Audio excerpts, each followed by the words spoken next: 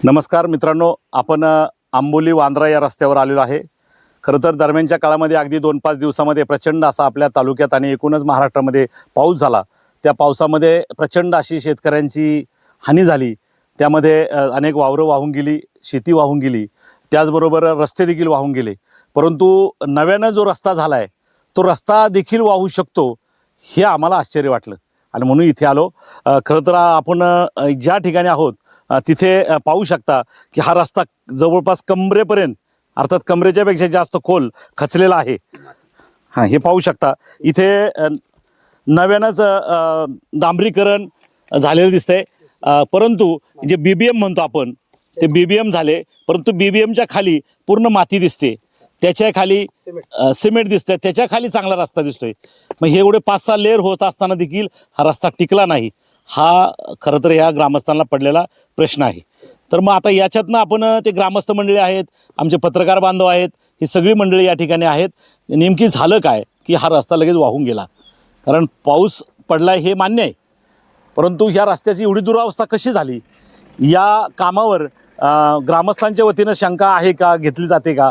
या सगळ्या गोष्टी आपण आता या ठिकाणी जाणून घेणार आहोत. बघू शकता या ठिकाणी संपूर्ण तिथे डांबर तर दिसत नाही, परंतु माती दिसते मध्यभागी आणि ही खडी ओपन झालेली आहे. म्हणजे डांबराचं प्रमाण किती, खडीचं प्रमाण किती, इंजिनियर लोक याकडे बघतायत की नाही, प्रशासन शासनाचं लक्ष आहे की नाही, हा प्रश्न आपल्याला या ठिकाणी पडतोय. आपण पाहतोय की बऱ्यापैकी हा जो खड्डा इथे कमी आहे, पण इथे प्रचंड असा डोक्या एवढा खड्डा पडलेला आहे. इथे पत्रकार बोराडे साहेब आहेत, खड्ड्यामध्ये पूर्णपणे अगदी आपण पाहतोय 10 फूट, 8 फूट, 7 फूट हा पूर्ण खड्डा तयार झाला आहे आणि अजूनही याच्यावर काही उपाययोजना नाही. पंचनामा झाला असेल नसेल, काही गोष्टी असतील, परंतु याकडे कधी बारकाईने लक्ष घालणार? आता याचबरोबर आपण इथे काही ग्रामस्थ मंडळी आहेत, जे प्रवासी आहेत, त्यांच्याकडे जाऊया. आणि इकडच्या बाजूला देखील रस्त्याचा दुतर्फा पाहतोय की इकडच्या बाजूला देखील पूर्ण वाहून गेलेलं दिसतंय, सगळी माती दिसते. हे रस्त्याचं काम पायाने जरी ढकललं तरी निसटतंय. हे असं रस्ता आहे. याच्यावर असं म्हटलं जातं की या ठिकाणी डांबर पडलं होतं. मग आता डांबराचा जर प्रश्न असेल तर डांबर असं भुसभुशीत निघायला नाही पाहिजे, पण हरकत नाही. काही गोष्टी असतील तर आता ते प्रशासन बघून घेईल. परंतु काही ग्रामस्थ मंडळी आपल्या सोबत आहेत, तर त्यांच्याकडे जाऊया. मला सांगा की हा काय प्रकार आहे, याच्यावर तुम्ही काय बोलाल की हे काम आता लगेच खराब झालं, वाहून गेला रस्ता? खरं तर साहेब सांगायचं म्हटलं ना, हा आंबोली ते वांद्रा हा जो रस्ता येतो हा अतिशय दुर्गम भागामध्ये येतो आणि भीमाशंकरला जाणारे बहुतेक जे काही मुंबईवर येणारे जे काही पर्यटक आहेत किंवा बाहेरच्या राज्यातून येणारे जे काही पर्यटक आहेत, वांद्र्याचे एक विशेष काही असं एक वैशिष्ट्य आहे की नैसर्गिक समृद्धतेने नटलेलं हे वांद्रे आहे. यामुळे इकडे पर्यटकांचा खूप सारा ओघ असतो. परंतु माझे बऱ्याच वेळा इकडे शाळांची काही मुलं आहेत, स्कॉलरशिपच्या निमित्ताने काही काम असतं, तर त्या निमित्ताने मी जाता येताना हा रस्त्याने नेहमीच येत असतो. गेल्या वर्षी मी बघितलंय ह्या रस्त्याचं ॲक्च्युली इथला हा जो पट्टा दिसतोय तुम्हाला, इथून तर ते खालच्या याच्यापर्यंत केलेलं आहे. याचं टेंडर का काढलंय याचा हा मला प्रश्न आहे की हा टेंडर का काढले, कारण कळत नाही मला. हा रस्ता एकदम चांगला सुस्थितीमध्ये होता, परंतु मधल्या काळामध्ये हा रस्ता खोदला गेला आणि हा रस्ता पूर्णपणे ह्या रस्त्याची विल्हेवाट लावली गेली. त्यानंतर मला वाटते कॉन्ट्रॅक्टर गायब झाला. बरेच दिवस तो रस्ता तसाच पडलेला होता आणि त्याच्यानंतर त्या रस्त्याचं आता जे काही काम आपण बघताय ते अतिशय खालच्या आणि निकृष्ट दर्जाचं काम आहे. याच्या आधी याच्यावरती आरसीचा एक लेअर होता, तो सुद्धा अगदी निकृष्ट प्रकारचा होता. त्यामुळं म्हणजे मला असं वाटतं कॉन्क्रीटीकरण आधी झालेलं आहे. तुम्हाला दिसलं ना त्याच्यामध्ये, ते आधी झालेलं आहे. त्याच्यावरती म्हणजे माझा प्रश्न हा आहे की या रस्त्याचं काम मुळात का केलंय, म्हणजे फक्त टेंडर काढण्यासाठी केलंय की कशासाठी केले, किंवा जरी टेंडर जरी काढले पण त्या जसं म्हणावं तसं त्या पद्धतीचं काम आता आपण बघतोय. सगळे पत्रकार बांधव आपण आलेले आहात, आपल्याला परिस्थितीची जाण आहे, आपल्याला थोडंफार त्यातलं नॉलेज आहे. त्यामुळे आपण बघतोय की हा रस्ता जसा म्हणावा तसा त्या टेंडरच्या पद्धतीने झालेला नाही. त्यामुळे प्रशासनाचं पूर्णतः याकडे दुर्लक्ष आहे असं मला या ठिकाणी आवर्जून सांगावंसं वाटतं. खरं तर जे प्रशासन आहे टेंडर करताना, एस्टिमेट करताना ज्या गोष्टी दाखवलेल्या आहेत त्या पूर्णत्व न झाल्यामुळं कदाचित हा रस्ता खचला असं तुम्हाला म्हणायचं आहे? असं वाटतंय 100%. किंवा या रस्त्याचं टेंडर काढायची गरज पण नव्हती, कारण हा रस्ता आधी खूप छान होता. बरोबर आहे. आपण ऐकलंय की या ठिकाणी यापूर्वीचा रस्ता बरा होता, असा भयानक रस्ता आता तयार झालाय. या ठिकाणचे स्थानिक बरेचसे ग्रामस्थ मंडळी आहेत. मला सांगा, पूर्वीचा रस्ता चांगला होता की आता चांगला आहे? पूर्वीचा रस्ताच थोडा चांगला होता.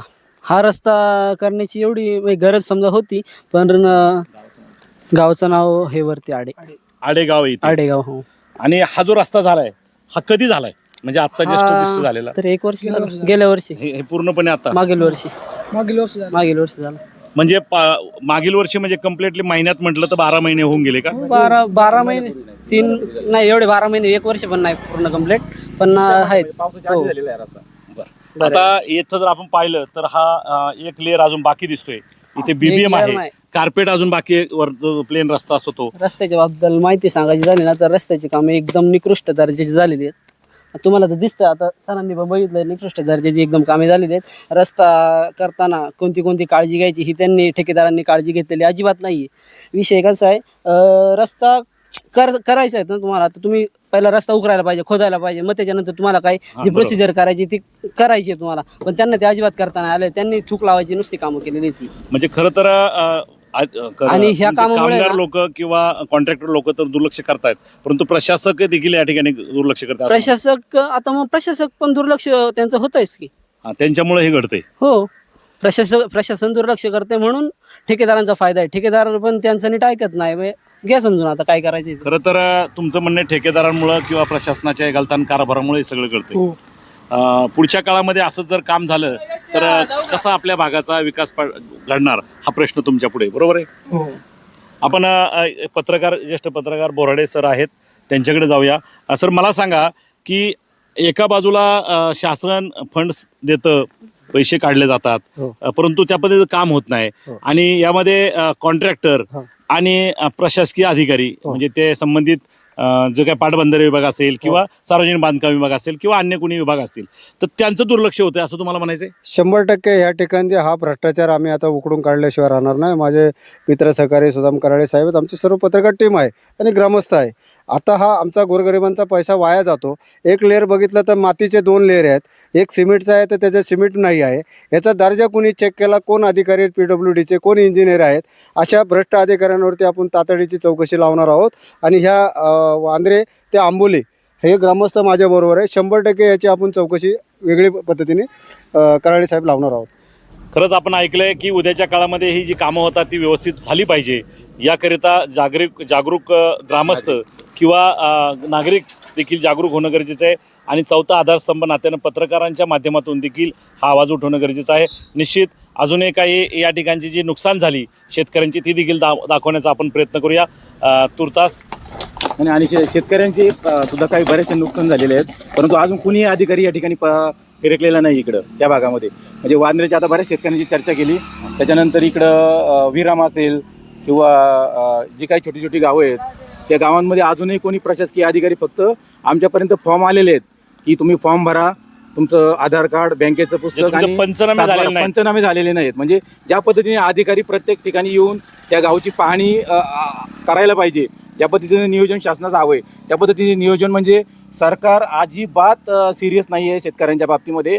त्यांना शेतकरी म्हणजे केवळ चला एक भाग्याची भूमिका सरकार शेतकऱ्याकडे बघते आणि शेतकऱ्याची तळमळ सरकारला अजिबात या ठिकाणी दिसत नाहीये. कारण या ठिकाणी एवढं नुकसान झालंय ना, आता तुम्हाला सांगतो, काही लोकांचे अक्षरशः बांध तुटलेत. बांध तुटून काही जे आपण म्हणतो भात लावणीसाठी ज्या आमच्याकडे त्याला रोपं म्हणतात, त्या रोपावरती ते पूर्ण तो जो काही खचलेला भाग आहे तो त्याच्यावर गेलेला आहे. म्हणजे अक्षरशः आज काही अशी कुटुंब आहेत की ज्यांना म्हणजे पर्यायच नाहीये, त्यांच्याकडे आज डबल पेरणी केल्याशिवाय किंवा काहीतरी पर्याय दुसरीकडून रोपं आणून लावल्याशिवाय त्यांना पर्याय नाही. परंतु शासन या बाबतीत अतिशय, मला असं वाटतं की झोपेचं सोंग घेतल्यासारखं वागते की काय, हा प्रश्न आमच्या मनामध्ये या ठिकाणी निर्माण होतोय साहेब.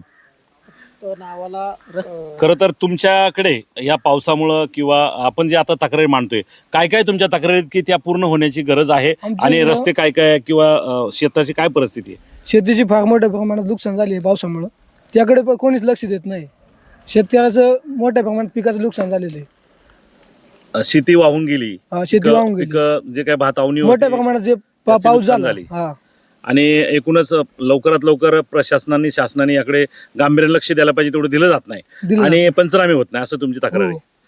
निश्चित आपण ऐकलंय पंचनामे या ठिकाणी होणं गरजेचं आहे आणि एकूणच शेतकऱ्यांना न्याय मिळणं महत्त्वाचं आहे आणि म्हणून बऱ्याचशा समस्या या ठिकाणी अजून एक मुद्दा या स्थानिक लोक ठिकाणी आहे मांडतायत. की, अजूनही त्यांना काय बोलायचं खेड तालुक्यातली जी काही पश्चिम भागातली जी काही गावं आहेत, मला तर असं वाटतं की मला तहसीलदार साहेबांना असं विनंती करावीशी वाटते की आपण त्या भागाची स्वतः पाहणी करा.